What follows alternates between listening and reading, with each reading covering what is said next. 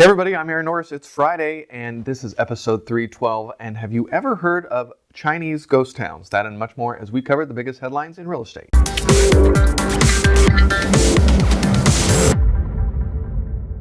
Don't forget to check out the radio show and the podcast this weekend. It is Rick Solis. He has done appraisals for the Norris Group for a really long time. He'll be talking to Dad. We actually taped it yesterday, so the full transcription won't be available until next week, but you won't want to miss it. We always love hearing from Rick.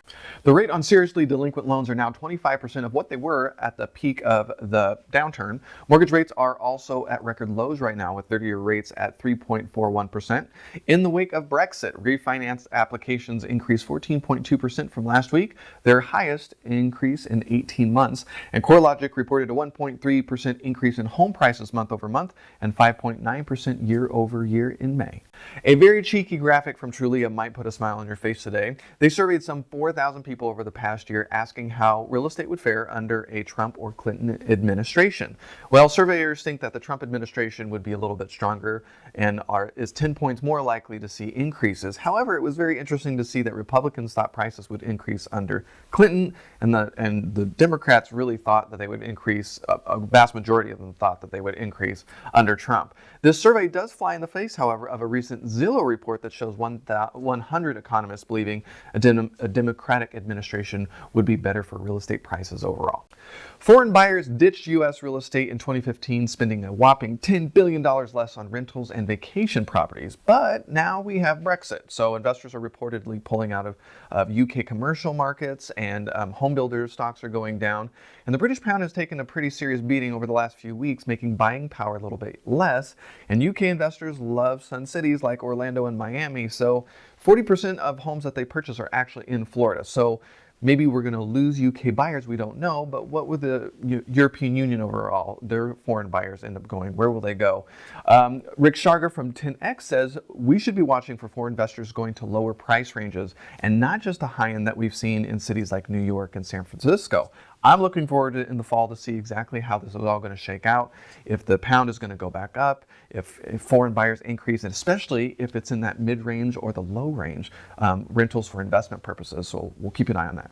China has spent a ton of money on government-created innovation and startup spaces. Almost 5,000 spaces have been created in hopes to spur the startup culture and an innovation economy. However, only 40% of the spaces are occupied currently, with more coming online. So now, like other government-backed real estate projects in China, this might be coming to an end. Who knows? China has spent heavily on what we are now calling ghost towns, master planned cities from all over China for populations of up to 1 million, but they've been built, but nobody's living in them. And it's really fascinating. If you haven't gone on YouTube and typed in China Ghost Town, please do. It's absolutely fascinating. These people on the ground do walkthrough of these cities that are beautiful, they're brand new, and nobody's living there. This is a way, of course, for the Chinese government to prop up the GDP, but with a slowing economy, what happens? And will the rural Chinese population eventually move into these cities? We really don't know. So I'm just curious, just a little bit of a nerdy question, but how do you think the Chinese economy is going to do over the next year? Think it's going to look good with GDP going up or down? Will they keep building or are they going to stop? If you're on YouTube, please leave a comment below and don't forget to like the video and subscribe to the channel so you don't miss a beat. If you're on Facebook, please don't forget to not only like the Norris Group page, but don't forget to add us to your See First list and with notifications on. Leave your comments below the video. And if we miss something, share the story on our comment sections on either YouTube or Facebook, and we'll make sure to include it on our blog at thenorrisgroup.com/blog.